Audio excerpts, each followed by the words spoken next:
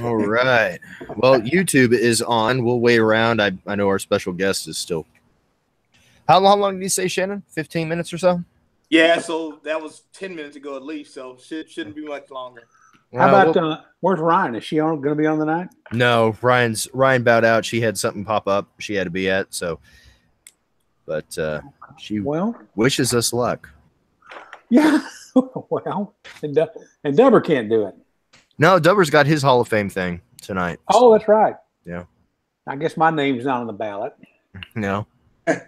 Hey, but Wes, you're in our Hall of Fame, so that's all. That's right. That's all the one that matters to me. That is. Yes, sir. I kind of look like a cutscene from Queen's Bohemian Rhapsody video, don't I? Yeah, a little bit, but I was listening to some station down here in Austin today, and they were playing a whole bunch of Queen. That was a hell of a band. You know what? That was one hell of a band. God, they were good. Man, I'm tempted to take my pad and go downstairs with my cigar and have a casino in the background while I smoke. What hotel you at? What hotel you at, Shannon? At the Encore Win, the same thing, I guess. The Win, you can probably see it. It's right behind me at my window there. Oh, there it is. Yeah, it's a nice hotel. I'm in the Encore side. You had any luck at the tables? No, I've tried not to mess with it. I'd had a lunch break because I've been in these classes from 9 to 4 for the last 3 days, and on my lunch break, I went over. Actually, it was dinner. A cigar, and I sat down. I said, "Let me just throw $20 in a slot, right? Penny slot machine." Yeah. I hit up to about $100, and I was like, you know what? I could take it all out right now, or I could just go for broke. Oh no! And now you're broke. As fast as I want it, I snapshot it and I sent it to one of my buddies who's here on business. I said, "Man, I hit," and not even 30 minutes later, I sent them a ticket with two pennies on the little voucher. That's cashed out. I'm like, well, I'm done. Well, you were a winner for a while there. Remember, they didn't make their name off of winners. They made it off of people losing. Right. My Vegas gambling story goes like this. We went out for my brother's 21st birthday, and we went all different places. Bellagio, MGM, all the big places. Ended up, I had taken a couple $100 just to gamble with, and I said, once that's over, it's over. I'm down to my last $5, and we're down at the Horseshoe, down the old part of the Strip. Yep. And there's a roulette wheel, and I'm like, you know what? I'm gonna bet it on black.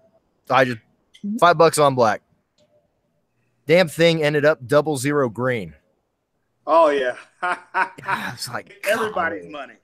Man, yeah, that was just the way the entire night went. Now my brother won like $600 while we were out there playing blackjack. Yeah. But yeah, I was like, I'm done. No more. I think all I've ever done there is slot machines, and I might take 20, 40, 100, whatever I got. When it's gone, it's gone. But I did walk away with $200 there once. That was my big hit, and that's probably the last one I'll ever get. But I hit, I walked away a winner. So there you go. That's and how the Wheel of Fortune machine, my favorite machine. I don't do much gambling, but it's interesting to see some of the high rollers here as I go by and I'm looking. I saw one guy, he put on roulette, and he put $1,000 down all over the table. They took his money. He goes in his pocket, pulls out another 1,000. They give him 1,000 worth of tokens. He does it again. He loses his money. He looks at the dealer, looks at him, notices there's a blackjack table behind him. I guess he didn't like that dealer. Hey, this guy's bad luck. Went around him, put another $1,000 down, just cash money. They exchanged, put tokens in. And at that time, I just walked off. I was like, man, I just got to think to myself, whatever that guy does, either this is what he does or he's just having a great time because he's loaded. Because he had a pocket full of $100 bills, and I'm just like, I got a 20 in my like a 20. Yeah, you're like me, man. I'm a poor boy. I'm not going to go. 120, and I still have that same 20 right now, and it's going to get me home tomorrow. You got to pay the parking lot when you leave the airport. So exactly. Well, I tell you what, we'll go ahead and we're almost 20 minutes out. I'll just go ahead and get it started. We'll talk about a few things, and if If our special guest shows up, great. If not, well, at least we'll have a nice conversation for the next 30 or 40 minutes. How about that? We wing it. All right. Well, all right. Welcome to the Killer Frogs, the podcast all about TCU athletics from the fans' point of view. My name is Sean Fouché, and this is episode 91 for April 24th, 2018. I got the date right this time. With us tonight, we've got Killer Frog Emeritus Wes Phelan. How you doing, Wes? Sean, I'm doing good. So show everybody your there you go. Wes has cut his hair down. You took a weed whacker to that thing. Yes, no, actually, I sat in the backyard. My wife took sheep shears to me. So, and I'd actually went and got a haircut Saturday. She didn't think it took off enough, so she said, "Okay, it's my turn." I didn't have to tip her either, so I just there was a lot of snow in the backyard. Let's put it like that. So when she cut it, so you still have more hair than me, Wes. Well, I'm not going to say anything. Wise man. Wise man. What I'm told is that the rest of it will fall out eventually. So. Well, we also have Shannon Brazil with us tonight, live from Vegas. How you doing, Shannon? Hi, everybody. How y'all doing? Glad to be on. See that pretty hotel behind me? It's nice. Rather be in my bed, I'll be honest with you. I'd rather see my little domain back at the house. I've been here long enough. Oh, you'd rather be at the buffet right now. Is where you'd rather be. That too, but it's $50 all you can eat. I just like, 50? Are you serious? I'm like, yeah. Well, here where I'm at, the Wynn or whatever, I'm like, what happened to the old buffets on the other side of town where it doesn't look quite like the Strip, but you can pay $15 and get after it. Yeah, like I remember going or whatever. My first trip there back in when I was in college, we went to the $6.99. All the steak you can eat buffet, and $1.99 for breakfast, and at Circus, if I remember correctly, and it was good. But I was telling somebody the other day, I'm standing there, a 21 or 20-year-old, slow-minded college boy, and this girl walks up and says, "Hey, you want a date?" And I thought, like a movie? She goes, "No," So, and it went, oh. Oh, I get it. No, man. Thank you. Yeah, no doubt. Well, just so you know, they're still doing it out there. You got to be careful. You got to just I know. It's a wild play. Yeah, we were the last time I was in Vegas. I was consulting with a distillery, and I was part of a trade show down there. Real big, kind of high roller whiskey show, and I was just repping the brand. And right afterwards, I had to kind of babysit the head distiller because he had narcolepsy and just needed somebody to kind of watch him because we had like a red eye out early in the morning. And if he fell asleep, you just weren't going to be able to wake him up and we were going to miss our flight. So we're just basically walking around down in the MGM. And I swear, we were approached by about a dozen or so of these ladies over the course of like 3 hours. It was insane. It was like, right. Like what the hell? So, yeah, you got to be careful when you're in Vegas. Yes, you do. That's right. Yeah. But Shannon's doing it right. He's in his room. I'm in the room. I'm telling you, I've been here plenty of time to know the rules. Yeah, and your wife would kill you if you were outside of that room right now. That's true. Yeah. She'd chase after you with those sheep shears that Wes just got taken down with. And Clara to help her out. I'm telling you. Yeah. Well, we've got a short broadcast tonight. It looks like we did have a special guest lined up, and he may still pop in here. He's trying to log out, but I don't know if I can help him or not. But all right. Well, if he gets on, great. We'll have a nice discussion with him. But in the meantime, we do have a couple of news items we want to go over. We'll start off with let's talk with tennis. They just finished an undefeated Big 12 slate.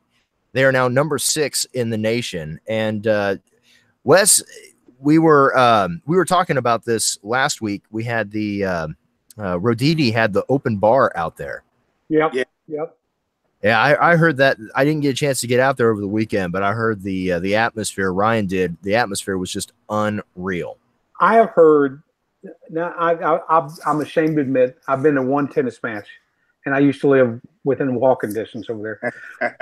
But it was fun. It's a little raucous, you know, they kind of cut the crowd loose to yell and support your team, which is great. It's not the old country club atmosphere where you give polite little claps and everybody wears white. You know, you go out there and you have a ball. And Roditi brings in pizza. I guess the open bar. I mean, gosh, I'd go to a tennis match for an open bar. Who wouldn't? No doubt. But you know, and certainly that's paying big dividends. But he's a hell of a coach, you know, and he's got some great talent on there. And you got to ask yourself, will this maybe be the year? I think we've made the Final Four in tennis, the past couple of years. Yeah. Will this be the year we do it? And I don't know who teams ranked 1 through 5 are right now, but number 6 isn't bad. And you know, Cameron Norrie last year was our top guy, and he's in the pros now. But Alex Rybakov, I guess, is kind of the leader of that group, and he's having a pretty good year. So I mean, he could have all the pieces in place. Time will tell, but it'll be fun to watch. Yeah, Alex, I think, is ranked number 19 right now in the nation. So yeah, I mean, he's pretty just good. Oh, we've got players ranked. Let's see, I think we got 4 or 5 players ranked in the top 100. So I mean, this team is on fire. This is a 12th straight win that capped an undefeated Big 12 slate for this team. Yeah, that is really, really good. That is really good. And we picked off the teams that you want to pick off: Texas, Baylor, Tech. You know, got them all. And, well, that capped. We earned the number 1 seed going into the Big 12 Conference Championship and a first-round bye. So the next time we play is going to be on Saturday in Austin. So it's going to be interesting to see how things go through the championship. Maybe I can talk my wife into driving me down there. Well, you know, you're a lot closer to Austin than you are. I know. I'll be there tomorrow for another doctor appointment, but you know, that's my life these days. Speaking of which, Wes, what you want to give the viewers a little bit of an update on how you're doing? Well, I've just last week completed my first week of radiation. Congratulations. Hey, thank you. In about another 20 minutes, I'm going to take this pill here, which is my chemotherapy pill. I'm on my second week of that. So far, it's really been pretty good. I can't complain. I warned y'all last week. I take an anti-nausea pill 30 minutes before I take this. And I think I told y'all, I said, if I get up and leave the room suddenly, you'll know why. And after I took this big bomb, a few minutes later, I thought, oh, I've just swallowed an atom bomb. Oh, here it comes. But it never came. And I really have any problem. I've tolerated it pretty well. Radiation takes 5 minutes, literally. That's cool. They only give you 5 minutes of the beam, at least in my case. You're wearing I think I showed you all a picture of this thing I have to wear during it. It's a real rigid mask. It kind of covers my face and chin. Shannon, do you think your chin straps lock you in tight? You wait till you try this thing, pal. And then at the back of it, if I showed you the picture right now, you couldn't see the whole thing because there's just this rooster tail coming off the back. It's got an iron bar in it. And they lock that bar in at the back of the table. So you are in there rigidly. You cannot move. And this thing floats over your head. And there are these 2 screens that come around you. And then this thing floats over your head. And all of a sudden you see this aperture open up. And there's the beam, you know, and you don't see it, you know, but it's there. It's live. And all the techs leave the room when that thing's open, you know. So they're taking those lead line aprons and getting the hell out of there, and I'm sitting there by myself with that thing. So anyway, but you're only in there for 5 minutes, and I'm holding this dog toy, right like that, just to keep my arms in the proper positions. It really is a dog toy. It looks like a donut. You can squeeze it and it'll squeak and everything. So that's what. Is it 1 squeak for you're okay, 2 squeaks if you need help? Well, there's a camera directly over my head, so if I get in trouble or think I need something, you know, blink like a hostage.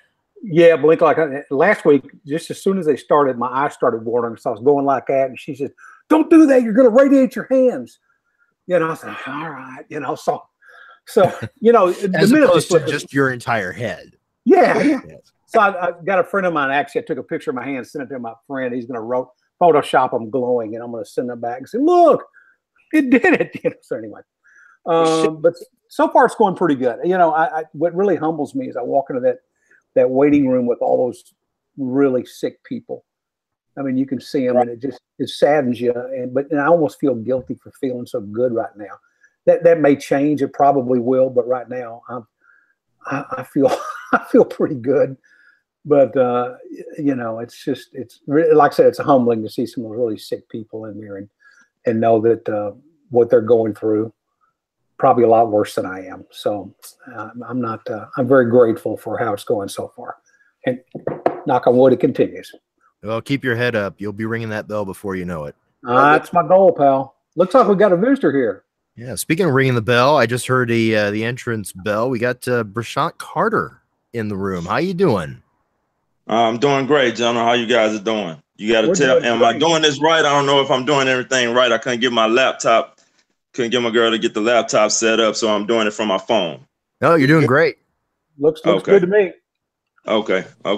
Mr. Carter, for those of you who are watching, was a member of the Flying Frogs back in the 90s and is now, Shannon, correct me if I'm wrong, newly inducted into the TCU Hall of Fame. I had the pleasure. That's good stuff. I had the pleasure.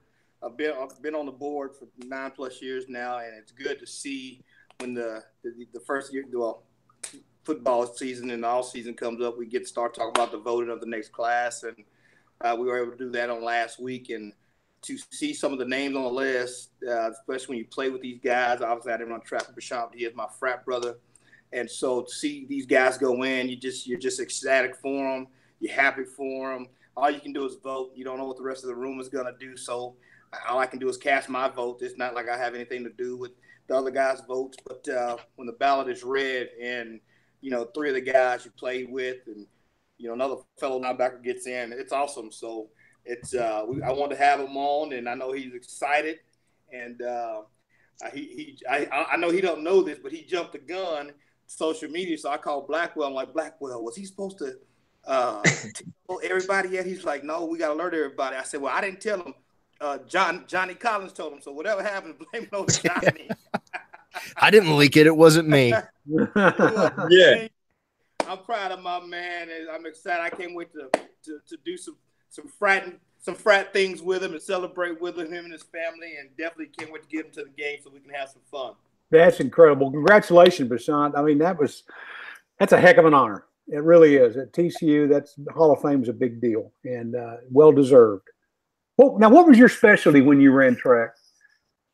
Well, my specialty was the 200. So I did all the sprints for 100, 200, 4x1, 4x2, 4x4.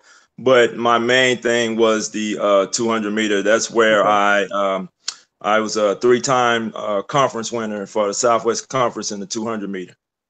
Man, I couldn't even walk 200 meters right now. But now. Did you run for Coach Thornton back then? Or yeah. Bubba Thornton was my coach. I was also on the football team, so I got there in '92. But track and field, I was there from '93 to '96. Okay. So from '93, '94, and '95, Bubba Thornton was my coach, and then in '96. After we won the national championship in the 4x1 in '95, and then I guess coach was like, "Hey, I got you guys a national championship. I'm gone." So he ended up going to UT and being the head coach there for quite some time. And then I ended up getting Monty Stratton from UTA. He was my coach my senior year, my last year. That was back in the days, that infamous was it a 6-lane track or whatever it was? It wasn't even big enough to hold a certified meet on, if I remember correctly. What's that, UTA? No, at TCU, the old track. We did. Yeah, we just went out there to practice. It didn't have no type of it was just out there, and that was truth to be told, that was the one reason that Coach Thornton left, because he wanted a major track at TCU, and for whatever reason they wouldn't give him one. So I mean, you got everything for him at Texas. So I mean, I couldn't be mad at him for taking the opportunity. So I guess after he left, he saw that people was like, okay, maybe we do need to get a track up at TCU. Yeah, I mean, I could go into my whole diatribe about why that happened, but and I understand exactly what you say about why he left, because they didn't give him facilities, didn't give him any help at all. Right. But, you know, I'm not going to go into that because that's another show for another time. But, and I've already made that statement many times. But yeah, I remember reading a story about that when they laid that artificial surface on that track. They didn't grade it properly, and there were still stones and pebbles under there that you could feel. Right. And it wasn't even a good practice facility. You could work up a sweat there, but you couldn't really do a good practice. But to accomplish what you guys accomplished on that facility, which, let's face it, was a piece of crap, you know, it was pretty darn amazing. Make us faster. Made them faster, Definitely. It was about all football team. We ran our 40s on there. That's about it. God. How bad was that track?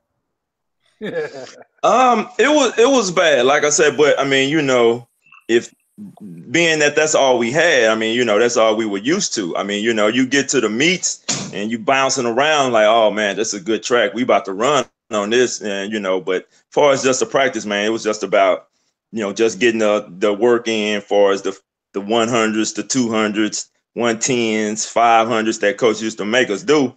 I mean, you know, it wasn't really far as just looking at us better. He just wanted the speed. He know he was good, but you know, we just had to practice what we had on. So it wasn't that great, but we made it do what it do. And you had the track team back then had no field events. Is that correct? I think you might have had a through shot putter and maybe a discus guy, but you didn't really have long jumps. Well, no, actually, truth be told, so like I said, I ran track, played football and ran track. So when I got there, coming out my senior year in high school, I had the best jump. I had the best jump in the state of Texas in a triple jump. I jumped a 50 feet 6. So basically that was my thing. Like, coach didn't really know I could run. I mean, he know I could run, but it was just like, hey, we need some people out here to do some field events. So I went out there and did the triple jump. Then after coach realized that I could run, he was like, hey, you doing that triple jump, that's going to mess up your knees. We need you to run. So yeah, we didn't have too many. We had Jordy, which I believe is Jordy's in the Hall of Fame. He was there. He did the shot put. Yep. I remember him. Jordy, and it was another young lady, I can't think of her name, which she's in the Hall of Fame as well. She threw the shot put. I can't think of her name on top of my mind, but they both were seniors my freshman year. Now I got a funny story. A guy I went to college with, Jerry McAdams. Jerry's about 5'6", and before Coach Thornton, there was a guy named Guy Shaw Thompson who's the track coach there. Mm-hmm. And I don't know if you've heard these stories about Guy Shaw. Nice old guy. He decided Jerry, all 5'6" of them, should be a javelin thrower.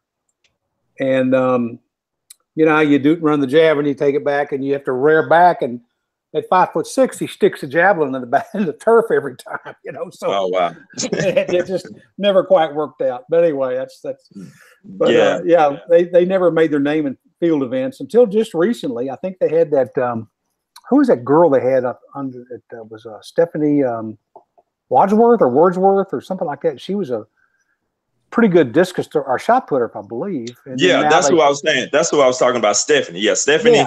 Yeah, Stephanie was real good. Like I said, I want to say she's made it to the Hall of Fame as well. I could be wrong, but I want to say she's in there. So yeah, TCU wasn't really known for nothing major, but their sprints, long distance. We had a couple of people doing a long distance, but like you said, as far as the pole vault and long jumps and things to that nature, in my area, it wasn't really that many people running. It was just sprinters, a couple of Coach McKenzie, you know, he was over the distance.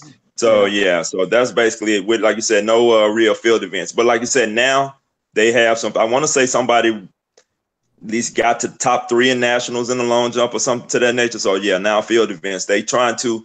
At this point, right then, we wasn't really trying to win the whole meet. We just wanted to win 4x1, 4x2. Now, you know, the whole goal is to try to win the whole indoor meet or the whole outdoor meet. So you have to have as many people as you can. You need all the points you can muster for that. You got to have the field events to get that done. So, yeah, I remember I think that was Eric Hyman who came in as AD, decided, you know, we need to transition from just a sprint school into a full-blown track program. And, you know, to his credit, he went out and got the money and raised it for that new facility over there, and then expand. I guess Coach Stratton had left by then, and I can't. What's the new coach? Is it Anderson? Coach there. Yeah, Coach Anderson. Yeah, and he's expanded it and brought along into more of a full track team, which has been great. It's a beautiful facility, and it looks good out there. Yeah. I wish we had that when I was there, because like I said, we always said we wanted a track meet. Even when they had the indoor meet out there at the Coliseum over there where they do the stockyards, those indoor boards was even trash. But like you said, we made it do what it do. So, but everything gotten better, football field, everything's gotten better. Each year it gets better. So, Yeah. Do you come out to many of the games anymore and see the football games? Oh yeah, I'm with Shannon, hanging with Shannon just about every home game I can get to. Like I say, I'm here in Dallas, so that's just a 40-minute drive up the street. So for every home game I try to make, as long as the weather's not too bad, I'll get out there and watch those guys. Well, it's good. It's good to know Shannon's got at least one friend out there. Oh yeah, get worried about he got a couple in there. He got a couple out there. No, Shannon's a good man. Shannon's a good man. Hey, Prashant, do you guys still have the national record? Is that still holding up, or did it finally get broke? No, well, we didn't have my team didn't have the national record. I think we were number 3. I think that class of 91. I think they had the record. I think they ran a 38-23 or something to that nature. Right. Something like that. The pin relays record, I think, is still held by TCU, if I'm not mistaken. Yeah, I think they hold the 4x1 and 4x2 record. Yeah. Right. So yeah, TCU still have records all over. So that's good. Our team never was able to break them. But we got pretty close though. Yeah. Good deal. Well, they didn't call you guys the Flying Frogs for nothing. Exactly. You guys were quick. Hey, I just go ahead. No, I was going to ask what attracted you to TCU? What was the main driving force to have you on campus? Well, when I was being recruited, like I said, for football, originally my whole goal was to go to Florida State. I wanted to play for Bobby Bowden. Like, I got to go to Florida State. So being a local boy, I was raised by a single mother. And I know if I would have went out of state, then she probably wouldn't have been able to attend as many games or, go to any of my meets or whatever. So what I did was I started looking local. I know TCU had an awesome track team. So, but at the time, like I said, football was on the mind. So when I came in, I went blank. Coach Sullivan was my coach, but what was the coach before Sullivan? I went blank just like that. Coach head coach before Sullivan? Yeah. That would have been F.A. Dry. Wacker. Yeah. So Wacker was recruiting me, and so I ended up, I visit Minnesota, and I got to Minnesota and was like, ain't no way in the world I'm coming out here. It's would you visit during the wintertime or what? Yeah. And I was like, ain't no way in the world I'm coming out here. But everybody's like, oh, well, we play inside. I was like, okay, yeah, but that's during the game. What about going to campus and all that other stuff? So go between classes. That was my problem. I went and visited Michigan during the winter. Oh yeah. Hell no. Yeah. No. Yeah. So visited TCU. I knew with the new coach, I had the probability of, had a good chance of getting some playing time and he's possibly starting. So that was one of the reasons. And then, like I said, of course, they had a dynamic track team. So it was a no-brainer at that point. Now, when you came in and played football, you were special teams, right, for that short period of time? Well, yeah, I was special teams, but actually I played defensive back. So I started like 4 or 5 games my freshman year as a cornerback and dime and then free safety. But then for the most part, they tried to move me to receiver and, that didn't work out well. So, yeah, I was kind of back and forth doing it all, receiver, special teams, and, defensive back as well. So they didn't quite find a fit for you, or how did you transition from football to mainly track? Well, I told when I started, I told the coach that in order for me to play football, I was going to have to run track. So they had the understanding, at least going in, that was the understanding that, okay, well, if you come here, we'll allow you to run track. So after my freshman year, I went straight to spring track, didn't do no spring ball and things to that nature. And when I came back, and me and Coach Sullivan kind of didn't see eye to eye on my running track. He was like, I needed to go through spring ball, and I was wasting my time. And I was like telling him, I was like, hey, if I'm gonna give my all for football, I'm gonna give my all for track. And I said, me doing spring ball, I wouldn't have never been able to accomplish what I accomplished because, just to be able to, I'm not being able to practice with the team, have to go through spring ball, hitting, run, and all that, and then try to go out to the track. It wouldn't have worked. So I think if Sullivan would have been a little bit more lenient, I think it would have worked out a little bit better. But I don't hold any grudges, not anymore anyway. I used to, but so it all worked out for me on the end for us on the track side. Not quite as well as the football end like I wanted to, but it still worked out. Did you like football more than track? I did, totally football. I just like the brotherhood then with the guys, and like I said, I love to hit, and I felt that it was I was one of the better free safeties on the team, but I think Coach Sullivan was not necessarily a what's the time? He wasn't a team. He was like what he says goes. So it wasn't like necessarily say, okay, well, this is the best player, even if I disagree with him. I'm not going to hold anything back. So he wasn't that type of coach. Still love the guy, but I said, we had our differences. So it's kind of like my way or the highway kind of a situation. Right. Yeah. Unfortunately, he had that with a lot of players. We had a lot of great players back in '92 that voiced their opinion. And, once they voiced their opinion, and, sometimes you would see them on the sideline out for a couple of plays or things to that nature. And I was just kind of like, oh, well, coach, hey, we all grown men at this point, if somebody says something, they say something, they don't necessarily mean it has to be like that. But, but like I said, we still loved him. I still played. I mean, there was times where I didn't want to play anymore, but, I stuck with it. Makes you feel any better. You didn't miss much back in them days, Right. Yeah, well, because definitely when we had Sullivan, it was a losing season. When you guys got Franchione, it picked up. Because mind you, I love Sullivan. That's my guy. I love him to death. I tell everybody I'm a Sully boy. I'm a Sully boy. He came and got me personally. But we won in that first year, and I knew it wasn't nothing pretty before that. Yeah, no. So true change didn't come until my sophomore year. So anyway, you didn't miss much, man. Yeah. No. That last season of his. That's yeah.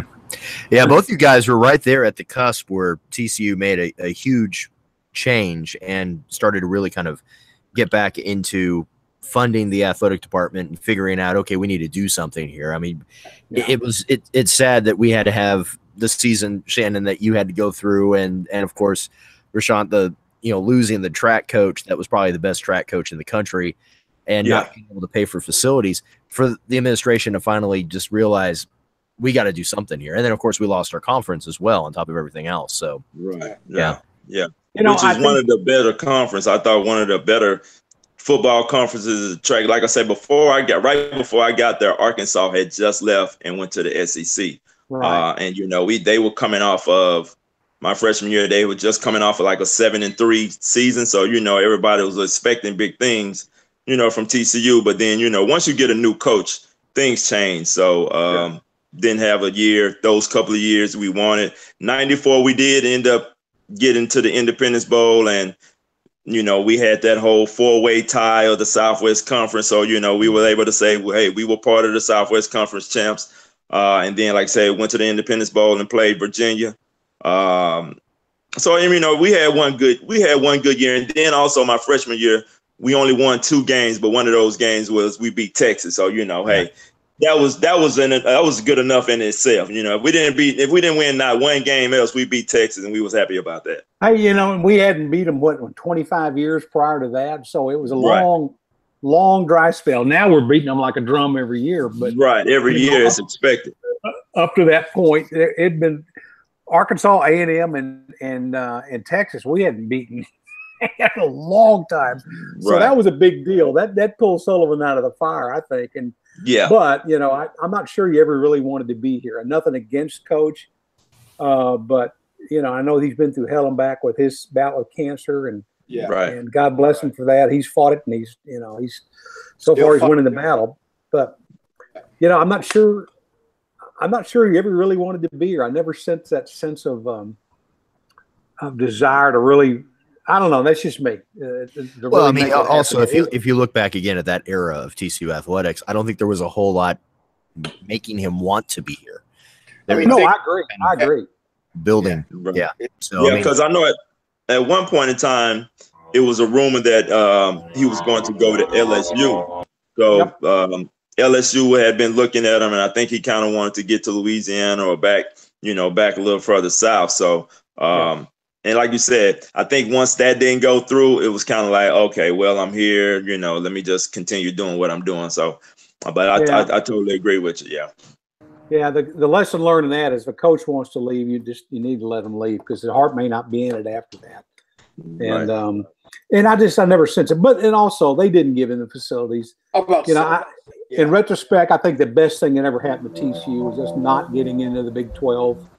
Because it forced to take a hard look at where we were going, and where we wanted to be, and make the adjustments necessary.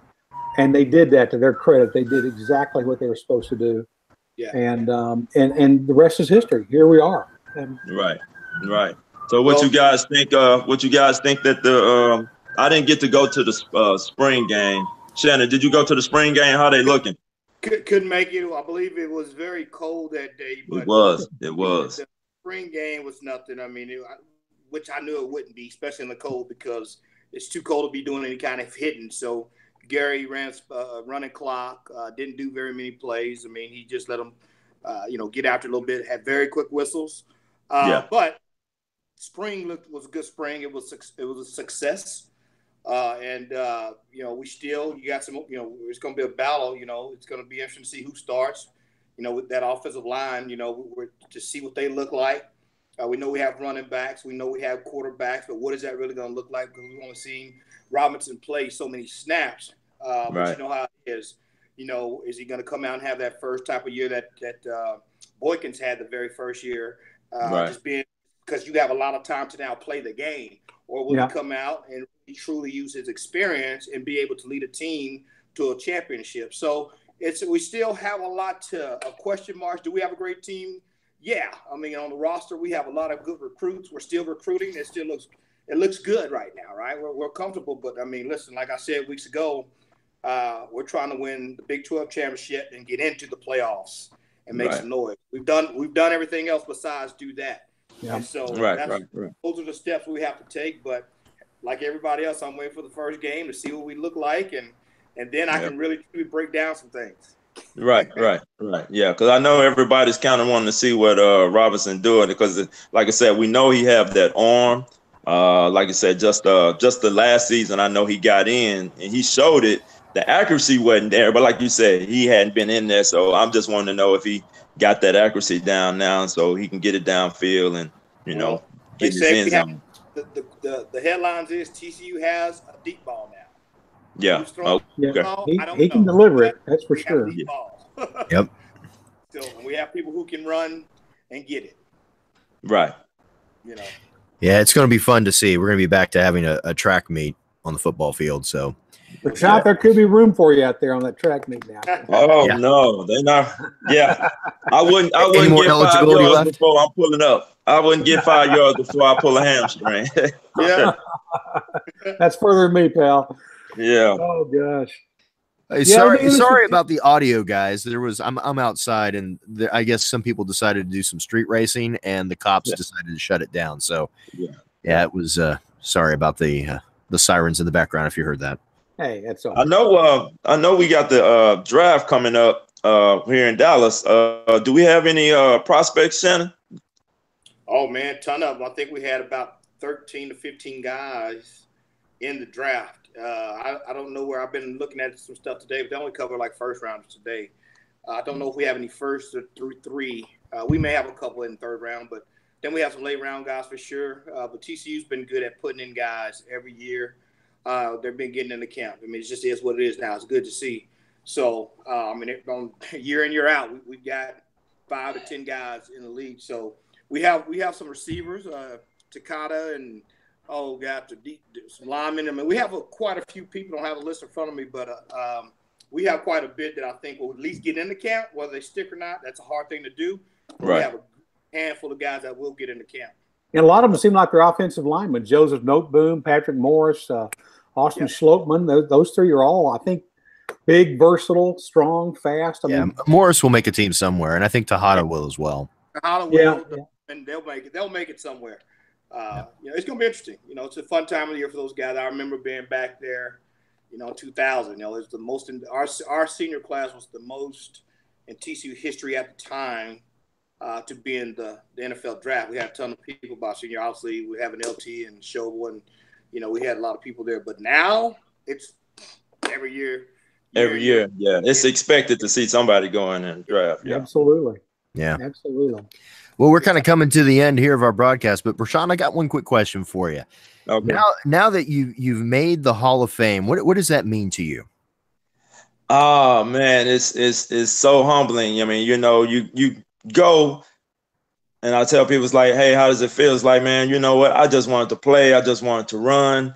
Never did I think of anything for as a Hall of Fame, but for them to say that I made it, actually the thing is, and Shannon knows, one good thing about it before all this, back in 2000 or whatever, somewhere up in there, they opened up the college thing out there in Waco, the Hall of Fame, College Hall of Fame, and they got a Southwest Conference section. And, they picked my name and my picture to go into the track and field. So, I mean, that left its own. I say people's like, hey, man, I saw you down there in Waco, your name, your picture and stuff in the College Hall of Fame. And, so me and my mom visit that. And, that right there was like, hey, that's the best honor, man. It's like people's like, out of all the TCU greats, myself, and Jordy, I think it's somebody else is picturing there. So, I was like, hey, couldn't nothing get no better than that. But then for them to say, hey, man, you're going to be inducted into the Hall of Fame, it's like, wow, when I go and look on that wall, well, when it used to be in the gym and look on the wall, now it's, in the new gym, it's like, hey, man, this is something. My name is going to be there. That's a legacy. So it's nothing. It's hard to explain, but very just grateful and humble because I know a lot of great runners have come out of TCU, and for them to, say, hey, we're going to put you with these guys. Hey, that's the best feeling. And like I said, from here all the way up until September, I'm gonna be smiling. You should be. You're well deserved, and that you are in some fast company. Pardon the pun there, with that with some of those great sprinters, because they are. I mean, that's a list that's long and distinguished right there. And, right. And your name deserves to be in there amongst them. Thank you. Well, bro, thank you. Celebrate your success. I'm in Vegas. I'm gonna do it the right way for you. So I'm gonna go into my little black box here. Pull out. Look at you. I'm gonna pull out a 30-year-old tobacco, Sublime, given to me by Johnny Collins, and I'm gonna walk downstairs. I'm gonna have this on your behalf, brother. So congratulations, man. Real talk. I'm proud of you, Newt, and I can't wait to have some fun with you guys come September. That wouldn't be an illegal Cuban cigar, would it? It looked like it, doesn't it? It does. Shannon and Shane. Sean, call those cops back. Just know that it's the real deal. Shout out to Johnny Collins, community national title. But I'm doing this. Nice travel humor there. Right. Yeah. That's a lot bigger than the little cigarello I'm smoking tonight. Wondering what I was smoking. That is an itty bitty little thing. Shannon, your Frogcast brothers here would like a cigar too. When you get back in town, Shannon, I'll let me. I'm just saying. Hey, I'm with you. I promise you, tailgate time will be fun this year. Okay. I'm holding you to it. You guys heard it. Yeah, I heard it here. So we'll be looking for you. Definitely, Shannon, when you get back in town, man, give me a call so we can hook up, brother. No doubt. For sure. Well, before the entire Arlington Police Department is at my doorstep, I have no idea what's going on over there, but we've come to the end of the broadcast. Prashant, thank you so much for coming on tonight. We really appreciate the time you spent here. And again, like what Wes said, just like to say that again, man, you well deserved. You and pretty much a lot of those guys from that era deserve all the accolades and the recognition that you guys are receiving. And man, the Flying Frogs are a thing of legend, and we are all very proud of you. And I know looking back that college kid who was just told by coach it's my way or the highway, thinking, man, I got to pick one or the other. I know now looking back, you're like, man, I made the right decision, and we're all glad you did. Yeah, thank you. Down the right road. Absolutely. So, man, thanks for coming on again. Congratulations on making the Hall of Fame. And with that, we've come to the end of the podcast. I want to thank everybody who's out there listening to us. Our podcast is available on iTunes, Google Play, and Stitcher, pretty much anywhere you can find podcasts. You can also find us on social media. We're on Twitter and Instagram at @killer_frogs. That's @killer_frogs. Or find us on Facebook at facebook.com/KillerFrogs. Of course, you can always go on KillerFrogs.com and sign up for a free account and discuss TCU athletics with the rest of us knuckleheads. And with that, we've come to the end of the podcast. It's time we get the frogs up, and we all get to say, Go Frogs. Go Frogs. Go Frogs. All right, yo. Appreciate you, brother, for coming on, man.